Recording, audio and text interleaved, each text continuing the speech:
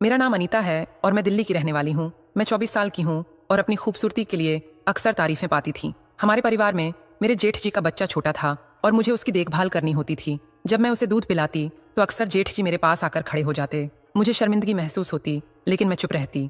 जेठ जी ने मुझे 3,000 रुपये महीना देना शुरू कर दिया था और मैं उस पैसे की वजह से कुछ कह नहीं पाती थी। मेरे लिए वो पैसे जरूरी थे क्योंकि मेरे पति की तनख्वाह बहुत कम थी और घर का खर्च चलाना मुश्किल हो जाता था। एक रात अचानक जेठ जी का बच्चा बुखार में तपने लगा। वो बहुत परेशान थे और उसे दवा देने के बाद उन्होंने मुझसे कहा कि मैं उनके कमरे में ही रुक जाऊं ताकि बच्चे का ख्याल रख सकूं। मैं मान गई, लेकिन उस रात कुछ ऐसा हुआ जिसने मेरे होश उड़ा दिए। जेठ जी धीरे से मेरे करीब आए और कहने लगे कि उन्हें भी दूध पीने की इच्छा हो रही है। उनकी बात सुनकर मेरे अंदर एक अजीब सा भाव उठने लगा। मेरे जेठ जी तंदुरुस्त थे और उनकी तुलना में मेरे पति कमजोर थे। मैं अपने आप पर काबू नहीं रख पाई और उस रात सब कुछ बदल गया। मेरे पति की तनख्वाह इतनी कम थी कि घर का खर्च चलाना मुश्किल होता था। ऊपर से हमारा छोटा बच्चा भी था जिसे मैं छोड़कर कहीं नौकरी नहीं कर सकती थी। एक दिन जेठ जी ने मुझसे एक अजीब सी बात कही। वो बोले कि उनके कुछ जानने वालों को ऐसी महिला की जरूरत है जो उनके बच्चे की देखभाल कर सके। उन्होंने कहा कि अगर मैं राजी हो जाऊं तो वो मुझे अच्छी रकम देंगे। मैंने इस बारे में सोचना शुरू किया, लेकिन मुझे लगा कि शायद मेरा पति इस बात के लिए राजी नहीं होगा।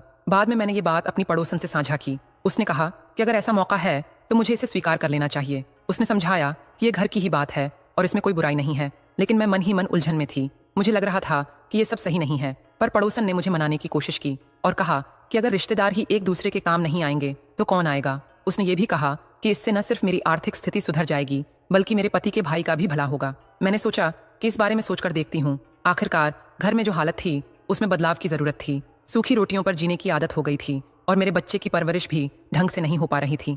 मेरे जेठ जी विदेश से लौटे थे और अब उनका खुद का बिजनेस था। वो खूब पैसे कमाते थे, जबकि मेरे पति पूरे दिन घर में बेकार बैठे रहते थे। मेरे सास के गुजर जाने के बाद मेरे पति को नशे की लत लग गई थी और उन्होंने अपनी पूरी जिंदगी खराब कर ली थी। मैंने कई बार उन्हें समझाने की कोशिश की, लेकिन वो उल्टा मुझ पर ही हाथ उठाने लगते थे। मेरे जेठ जी की जिंदगी सफल हो चुकी थी और मेरे पास कुछ भी नहीं था। मैंने मन ही मन सोचा कि मुझे उनके बेटे की परवरिश की जिम्मेदारी लेनी चाहिए। शायद इससे मेरी आर्थिक स्थिति सुधर सकती है। मेरा बेटा बहुत छोटा था और मैं उसे अकेले छोड़कर बाहर नौकरी करने नहीं जा सकती थी। एक दिन जब मेरा पति घर आया तो उसका मूड ठीक था। मैंने सोचा कि इसी मौके का फायदा उठाकर उससे इस बारे में बात करूं। मैं पानी लाने के बहाने उसके पास गई और बातचीत शुरू की। मन में सवाल था कि अगर मैं ये कदम उठाती हूँ तो उसका क्या असर होगा। क्या मेरा पति मुझसे नाराज होगा?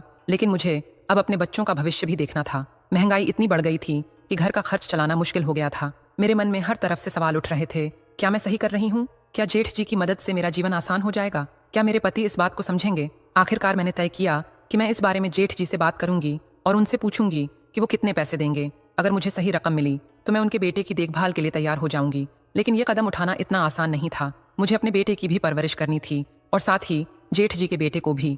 मैंने सोचा अगर वो मुझे सही तनख्वाह देंगे तो मैं ये काम कर सकती हूँ, पर अगर तनख्वाह कम हुई तो मैं साफ मना कर दूंगी। ऐसे विचारों में खोई हुई थी कि तभी मेरा पति मेरे पास आया। उसका चेहरा शांत था। मुझे लगा कि शायद अब समय आ गया है कि मैं उससे इस बारे में बात करूं। आज तक तो कभी तुमने एक गिलास पानी तक ना दिया, आज क्या जरूरत पड़ गई? मैंने कहा। मैं सोच रही थी कि मैं जेठ जी के यहाँ काम कर लेती हूँ। ये बात सुनकर वह मुझे बड़ी अजीब नजरों से देखने लगे। इसके आगे मेरे से कह पाना बड़ा ही मुश्किल था। मेरे माथे से पसीने छूटने लगे थे, कहीं मेरा पति मुझे ही छांटा ना मार दे। फिर मैंने हिम्मत करके उनसे कहा कि जेठ जी कुछ दिनों पहले मुझे कह रहे थे कि उन्हें अपने बेटे की परवरिश के लिए किसी औरत की जरूरत है। मैं सोच रही थी अगर मैं ही उनके बेटे की परवरिश कर लूं तो इसके बदले मुझे अच्छी तनख्वाह भी मिल जाएगी और हमारा घर का गुजारा भी हो जाएगा। जब मैं पूरी बात कही तभी मेरे पति के हाथ से पानी का गिलास नीचे गिर गया और वह कहने लगा कि तुम्हें कोई जरूरत नहीं है मेरे भाई के घर पर जाने की। मैंने कहा लेकिन तुम्हारी तो इतनी तनख्वाह भी नहीं है। तुम जो कमाते हो वह सारा का सारा अपने नशे में उड़ा देते हो, तो मेरे बच्चों का क्या होगा? मैंने कहा कि अगर वह मुझे अच्छी खासी तनख्वाह देंगे तभी मैं काम करूंगी, नहीं तो मैं इनकार करके चली आ जाऊंगी। मेरे पति बार बार मुझे इनकार ही कर रहे थे। मैं बार बार अपने पति को समझाने की कोशिश कर रही थी, लेकिन वे मेरी बात मानने को तैयार नहीं थे। आखिरकार थक हार कर मैंने कहा अगर तुम मुझे कल से 500 रुपये रोज नहीं दोगे तो फिर तुम घर मत आना, बाहर ही पड़े रहना। ये सुनते ही मेरे पति का चेहरा गंभीर हो गया और वे बोले ये कैसी बात कर रही हो? मैंने दृढ़ता से जवाब दिया ये वही बात है जो मैं महसूस कर रही हूँ। मैं ठीक से अपना खाना भी नहीं जुटा पा रही हूँ, जिससे मैं कमजोर हो रही हूँ। अगर मैं खुद को ही स्वस्थ नहीं रख पा रही तो बच्चों को कैसे तंदुरुस्त कर पाऊंगी? उन्हें भी सही पोषण की जरूरत है। मेरे पति कुछ पल के लिए चुप हो गए, फिर उन्होंने धीरे से कहा तुम जैसा ठीक समझो वैसा करो। अगर तनख्वाह कम हुई तो तुम्हें काम करने की कोई जरूरत नहीं होगी। मैंने उनकी बात सुनी और जवाब दिया ठीक है, मैं कल ही उनसे बात करूंगी। इस बात के बाद मेरे दिल में थोड़ी सी खुशी जागी कि शायद हमारे हालात अब बेहतर हो सकते हैं। इसी विचार के साथ रात बीत गई और सुबह